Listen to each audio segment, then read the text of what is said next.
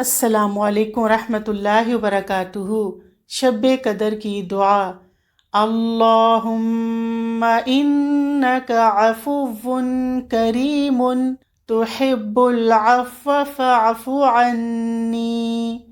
اے اللہ، تو معاف کرنے والا ہے، کرم کرنے والا ہے، معافی کو پسند کرتا ہے، اور مجھے بھی معاف فرما دے۔ پیارے بچوں، ایک دفعہ حضرت عائشہ رضی اللہ تعالی عنہا نے نبی اکرم صلی اللہ علیہ وآلہ وسلم سے سوال کیا کہ اگر میں شب قدر کو پالوں تو کون سی دعا مانگوں؟ تو آپ صلی اللہ علیہ وآلہ وسلم نے حضرت عائشہ رضی اللہ تعالی عنہا کو یہ دعا سکھلائی: شب قدر 1000 مہینوں سے بہتر ایک رات ہے جو رمضان کے آخری عشرے کی طاق راتوں یعنی 21، 23، 25، 27 یا 29 میں سے کوئی ایک رات ہوتی ہے جو چھپا دی گئی ہے، اور مسلمانوں کو حکم دیا گیا ہے کہ وہ ان 5 راتوں میں عبادت کر کے اس کو تلاش کریں۔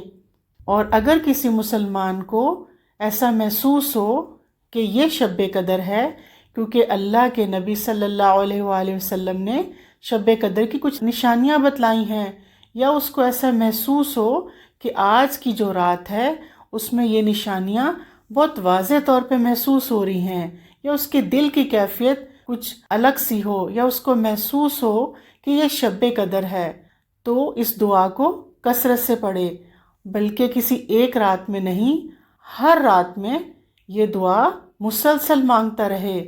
اللہ معاف فرمانے والا ہے، معافی کو پسند کرتا ہے، اور اللہ تو ہمیں بھی معاف فرما۔ جس کو معافی مل گئی گویا اس کو سب کچھ مل گیا۔ اور اللہ کے نبی صلی اللہ علیہ وآلہ وسلم نے دعاؤں میں سے سب سے زیادہ جس دعا کو پسند کیا ہے وہ عافیت کی دعا ہے۔ تو اللہ تعالی ہمیں بھی شب قدر کی سعادت نصیب فرمائے، اور اس دعا کو ہمارے حق میں قبول و منظور فرمائے۔ آمین۔ السلام علیکم ورحمۃ اللہ وبرکاتہ۔